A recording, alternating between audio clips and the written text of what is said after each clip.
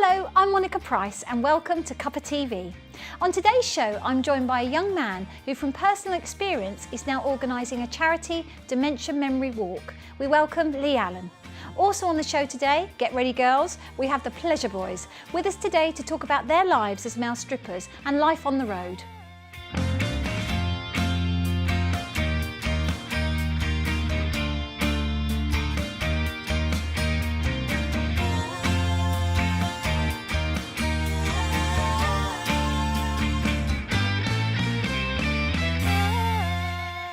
My first guest is someone who actively goes out into the community to raise awareness of dementia and also to reduce the stigma that is all too often attached to mental health issues. We welcome charity walk organiser Lee Allen. Lee, thank you for coming on Cuppa TV. Welcome to the show. Thanks, Monica. Thank you. Very nice to see you. So, Lee, how did you get involved with dementia and the Alzheimer's Society? Okay, I've worked for the NHS Mental Health Trust for 20 years. I've got family members that have been living with dementia. More recently, for the last 7 years, I lived with my mother-in-law and my partner following her diagnosis. 12 months ago, she had a fall in a nursing home and they made a decision that she needed 24 hours care a day. We couldn't obviously provide that with our working commitments, etc. So we agreed for her to move into the nursing home. It was a big decision for the family to make. I can imagine it was. Quite a difficult decision. It was an emotional kind of, were we doing the right thing? Had we given up hope? So the family got together and we made the decision. Once she was into the nursing home, I felt that a lot of my responsibilities had been taken away. And not that I had time on my hands, but I felt like I needed to do something to help. I couldn't care for her. I could still go and visit her, but I felt I needed to do something additional. So I decided to get in touch with the Alzheimer's Society and kind of put my cards on the table, explain my situation and went, I want to do something, what can I do? And were they helpful? They were very, very helpful, being very supportive.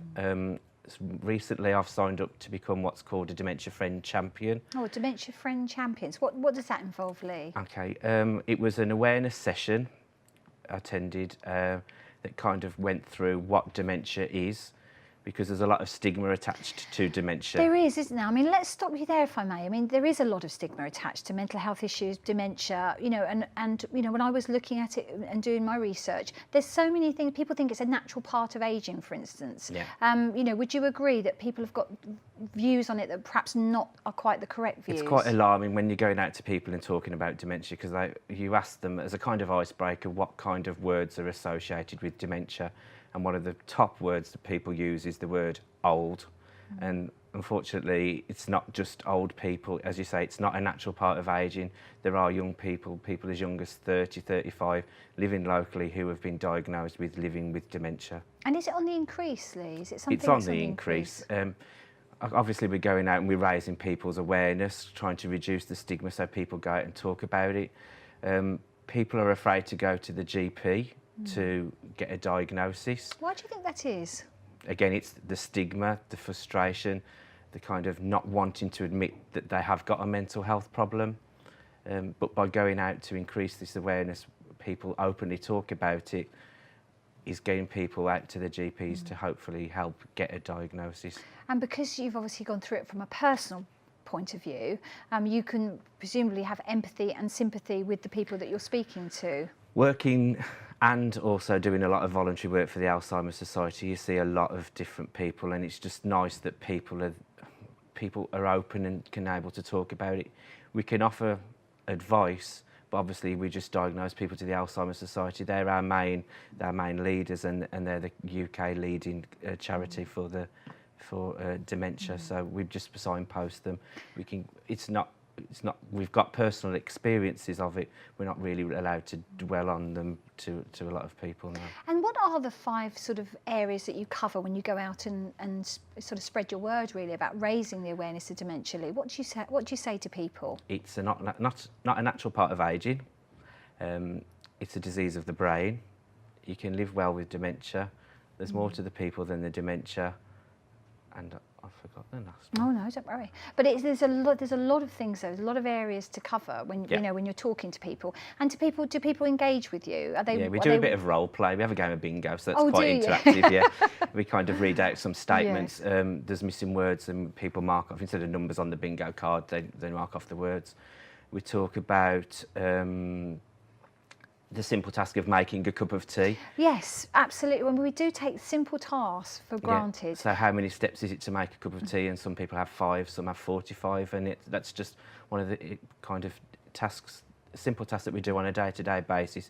What decisions do we make to make a cup of tea, and how somebody living with dementia, how many things they can do wrong, to be honest. And when you're talking to people, do they find that really useful? Yeah. That you're taking them through that step-by-step process? It's just simple, quick, easy things that kind of demonstrates what, as a person, what it would be like to live with dementia. And when you were living with your mother-in-law, Yes. with dementia, what was the most frustrating thing for you as a carer, Lee? Frustrating.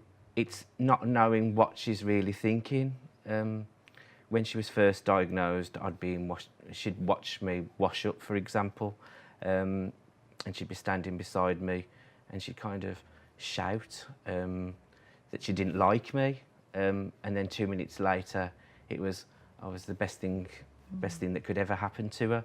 So I know what deep down that she really, well, hopefully she really loved me. But I'd like to know, what are they really thinking? Also, it's seeing somebody that you really love starting to lose what she did yesterday and maybe the day before. She could remember what she did in her childhood, but she couldn't remember what we did yesterday. Oh, really? So she could focus on certain things, but the everyday tasks, are they often the simple everyday tasks, that's what people struggle with? Yeah. And why is that, Lee? Do you know? Is there any reason for it? Is it just this natural stage of... It's a natural stage of dementia. It's, for example, if you imagine your bookcase, the top shelf will be what you did for breakfast, getting dressed this morning, and then as you move down the shelves on your bookcase, the bottom one would be probably your childhood. So this bookcase would be quite flimsy. Dementia rocks the bookcase from side to side, so your books on the top shelf will slowly drop off, and that's just how a dementia kind of attacks, That's a good analysis, yeah. That's one of the analogies we use during our Dementia Friends session. So in other words, because it's rocking, you've still got the foundation, but the things that you've done perhaps yesterday or that day, you can forget about. Yeah, so then that's one part of the dementia. There's loads of parts to the brains, but the other part of the analogy is that in your other bookcase is a bookcase that holds your emotions. So this bookcase is more sturdy. So for example, if I went to visit my mother-in-law in the nursing home this morning, it would be a book on the top of the bookcase, and we'd have a laugh and we'd have a joke, so she'd be happy, which would be in this bookcase. So the bookcase would start to rock and she might forget that I've actually visited her, but the emotion of her being happy would kind of stay in this bookcase. So that's what we say if you have an argument with somebody with dementia, okay, that argument's going to be on the top of your bookcase, but she'll forget about the argument, but it'll leave my mother-in-law angry, frustrated, and that emotion will stay with her, and she'll remember that emotion. So because of the impact that's had on you, you've decided to do this charity walk. Yeah. So tell us about that, Lee. Okay. What's it called, first of all? Okay, the walk is called the Black Country Memory Walk. Black Country Memory Walk. Yeah, it's we're fundraising for the Alzheimer's Society. It's a memory walk that's being held in West Bromwich on the 6th of September this year. And can anybody come to Anybody and everybody can attend the Black Country Memory Walk. The Alzheimer's Society holds annual memory walks across the whole of the country. Walks have previously been held in Birmingham and in Cannock Chase. So this is one of many, really? This is one of many across the whole of the UK. We kind of had a discussion at work following talking about my mother-in-law, and we said, why don't we just join one of these memory walks? We spoke to the Alzheimer's Society and just missed last year's registration. Then all of a sudden it was kind of thinking, well, I work in a mental health trust. My partner works in a mental health trust, both in the Black Country. Why do we need to travel to Birmingham or to Cannock Chase? Couldn't we just have a little something in the Black Country to try and join a few people together?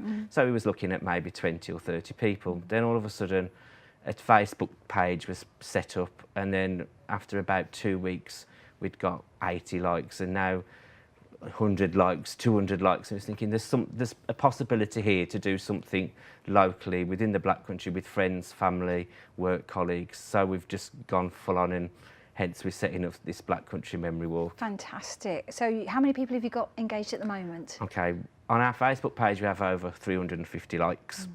We'll be asking people to pre-register. The walk isn't until September. We haven't officially launched the walk yet, and we have 100 walkers already, which is fantastic. Fantastically. So if anybody wants to get in contact with you, they can look at your Facebook page and find all the details. Yeah. Lee, that's brilliant. Well, I do wish you every success with that. Thank you. And thank you so much for coming on the show to tell us all about it. Thank you. Come back after in September and let us know how it all went. I will do. Thank you. That's great. Thanks a lot. Thank you. Thank you. That's it. So we'd like to go and take a quick break now, but come back again and see us again in a minute.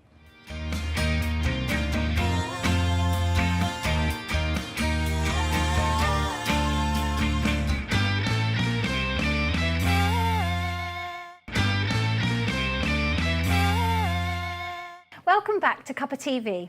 My next guests are a group of men who work very hard at keeping fit, looking good and dressing with impeccable taste to ensure that their audience has the best night out ever. Let's welcome John Woodward, manager of the Pleasure Boys, and two of the performers, Dale and PJ. Guys, welcome to Cuppa TV. Thank you. So John, welcome to you, and we've got Dale and PJ. Thank you. Great. Thank you. So John, may I start with you? So tell us a little bit about the Pleasure Boys. We are a male review group who perform all over the UK. We've got a tour, and we also have resident shows throughout the UK every Saturday.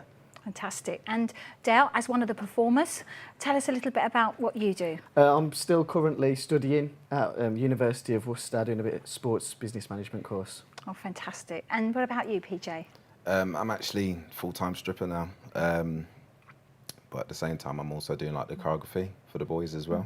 So a lot of dance teaching, rehearsals. As I wanted to talk about that to you all, because I mean, you know, you are the woman's fantasy and the male fantasy, you know. But I wanted to go a bit more deeper into that, because there's a lot of work, isn't there? You can't just rock up onto the stage and go, you know, hello, here I am. John, there's a lot of work involved. Is that right? Yes, that's right. Yeah, I mean, from the rehearsals that I do twice a week to the working out in the gym, trying to eat right for most of them. Not they don't always follow a diet. You know, some of the boys don't have to, but generally most of them do. Then there's a travelling to and from the venues, getting the kit washed, you know, dried, ironed, making sure it looks impeccable on stage. You know, so there's a lot of things. You know, it's not just something you just throw kit in a bag and go and strip. You know, there is, and for you, Dale, you're at university. Yes. So you know, how do you fit all of that in with your university studies? Yeah, just about. Balancing the lectures, we've also have a rehearsing throughout the week. I mean, we can rehearse a couple of days between 4-6 hours at some points, and then we have our weekends completely full out from sometimes the Thursday nights through to the Saturdays. It's a big balance game, but it's working. It's working. And for you, PJ, are you the same? Do you have a sort of a regime that you have to stick to? Now you're doing this full time. Yeah, because basically before I was working full-time, so I was working from Monday to Friday, and literally finish work early on Friday, come straight to work, and then continuous from Friday to Saturday. So that's a lot. Yeah, it's crazy. It was crazy. But you know, money's money. Think positive. Yes. And what about choreography? Because you do the choreography for the definitely. boys. So how did that come about? I've always been a dancer from young, and obviously with the stripping industry, you know, we're trying to look for something new. So all ideas from all the boys, we have a sit down, talk about ideas whatsoever. And I'll literally go away, think of something, listen to some music, a few ideas, and literally just see what happens really. Because it's really important, John, isn't it, to get everything just right? Is that something as a manager that you're quite keen to do? Yeah, well, PJ will say, put it together. He'll bring it to me, we'll overlook it together. It's got to be something, it's got to be a performance that them girls are going to want to see. You know, so it's not just a matter of them watching dancers on stage, strippers, whatever. It's a production, you know, so there's themes, there's lighting, the smoke gets involved. So it's basically like being in a theatre. I was just about to say, it's like a theatre production. It is, isn't it really? Or, you know, the script, the choreography, you know, the actors, which you are, you know, that's your job. It is a profession. And what's your struggles with that, John? Do you have, you know, is there anything that on a daily basis, perhaps when you're working as a manager, that you find, you know, can be quite difficult for you? Or is every day a Sometimes- dream? No, it's not always a dream. I mean, there's a lot of boys. There's 8 main members of the tour show, and they won't always be feeling in the mood to train. You know, so sometimes you need to motivate them. Sometimes there'll be a low. You know, something might have happened at home, so we've got to try and lift them, because if one guy's down, then it brings the rest of you down. And like I say, we have to continue all the time. We can't just stop. So yeah, we're a good. You know, I like to think we're a family. Yeah, we're a team. You're a team, and is Yeah. that important to you, Dale? Is that Definitely. Yeah. Yes, yeah. you're only as strong as your weakest link, so everyone has to bond together. And like John says, we are a family. Everyone outside of the industry is just as close inside, and that's how it works. Yeah, and I mean, there's people that there'll be viewers watching, you know, the show today who'll be thinking, you know, why do you do it? You know, so you know, I'll put that to you, PJ. Why did you do it? Why did you become a stripper? That's a good question. Oh, you see, we come up with good questions on Cuppa TV. You mean to become a stripper? Yeah. Tell us about. Did you just accidentally get into it? Well, it was actually my friend that actually contacted me Yeah. out the blue, and he was like, "Are you free tonight?" And I'm like, "Yeah, why?" He's like, "Well, if you can meet me, bring some black trousers and some black shoes." And the type of person I am, I just didn't even question him. So okay, turned up, and that's when I met Boss John. Yes. And he basically said, "I will pay you to walk around topless and just make sure everyone's okay, having a good time." So I don't know, I was literally just brought into it in a weird way. You know, I never ever looked into stripping, but you know, there was potential when I got there. You know what I And mean? So- obviously you enjoyed it, because you have to be a performer. I mean, you've got to be a natural performer, John. I imagine that's what you look for when you're recruiting the guys. It is, yeah. I mean, I didn't actually realise with PJ how good he was, because we've got a lot of good guys. Don't make his head too big now. he stayed hidden for probably about 18 months. It's just doing the topless hosting, having the photos with the ladies, serving them to drinks, you know, just generally making sure that they were happy, you know, and had a good night. And then one time he said to me, he said, I actually want to go. Can you teach me something that I can do on the stage? And we went away, spoke. He actually put it together himself, came on stage and blew, he literally took the roof off the place. Really? I could not believe Hidden we'd just talent. been leaving him there doing topless hosting when I he was was so mastering talented. it. Really? I was mastering it. Don't get a big head. That's it, yeah. So is that how you tend to start, Dale, with the topless hosting? Is that how it I starts? started not as not quite. He's the got way to you live did. up to that now. How did that? I know. But I actually went out of my way to find the company. I started off going into the gym, getting a bit more into the fitness, got a bit more self-confidence. And I thought I wanted to do something with this new physique I'm gaining, and I just wanted to be a bit out there, a bit more. So I saw the UK Pleasure Boys, and I researched them and looked into it. And then I got in touch with John, and John gave me the chance of a trial topless hosting, like how PJ started. And then after doing that for so many months, then I plucked up the courage again to say, okay, now I would like to get on stage. And that's when John started to train me up to start stripping. And is there a lot of training involved, John, when they first start out? Yeah, a lot. there is. I mean, you know, if you Tell think us there's about a lot it. of training now, but when you first start, you've not only got to start getting costumes ready, you've got to get different bits of undergarments that you Yes. wouldn't normally have. You've got to get those. So there's a lot of shopping Makeup? to do first of all. Yes. Not so Or much not? makeup Not now. so I mean, the much. guys Makeup? don't really use makeup because it would just All sweat off natural. anyway. Yeah. Oh, that's good. Yeah. There's a lot of baby oil. And That's a lot of lotion, but no real makeup. Photo shoots. So tanning is important. You know, the guys, for them to be a bit darker, that's quite important. Doing your gym training, making sure, because if, for instance, you look at a guy and he's lacking in one area, you'll advise him on nutrition or particular exercises to get that particular That body physique. part better, you know. Then from that, then we have to train probably 3 weeks, maybe 4 weeks, just on dance. And then you've got to go through from dance to stage presence, because just because you're a dancer doesn't mean to say you can go up there and perform in front True. of, 300-400 women. Yes, that's Yeah. true. Yeah, because Very you've got to true. be able to capture the audience, haven't That's you? very true. Just like any performer would if they went on stage in the theatre. People freeze. I've had guys that I've trained, they've gone through the training, gone on stage, and they've froze. Yeah. And Yeah. a solo performance, Seems a being light on hit, your yeah. own on that stage, up to 15 minutes. And it doesn't seem like that much of a time, but when you're on that stage, 15 minutes seems like a lifetime. Could be quite nerve-wracking. Yeah, yeah. We've moved on from the solo performances now, though. So, Yes. you know, we still do some solos, but what we are is a male review. You are the pleasure boys. So we're a bit like that Magic Mike, you know. So Yeah. you see that all the boys come out together and they do the choreography and the dance together. And that's what engages your audience, of course. Yeah. Yeah, definitely. I mean, and you're getting more and more popular. You're now touring every Saturday. You're playing every Saturday. The Is that- residence is Saturday, 12 locations from Birmingham, Bristol, Brighton, so London. throughout the whole of the UK? Yeah. And most Fridays as well? Is that Fridays right? is the tour. So that's when we go, and that's the bigger production. That's when you get all of the 8 guys together.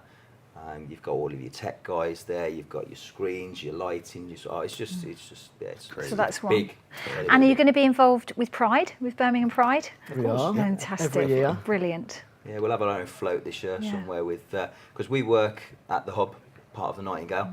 So we go onto their float and we'll be dancing away and getting everybody to enjoy That's themselves. great. And so what's the future for the boys, do you think, John? Hopefully, we've got the tour this year, which is gone bigger. Next year, I would like to have a sellout tour of maybe 100 dates throughout the UK.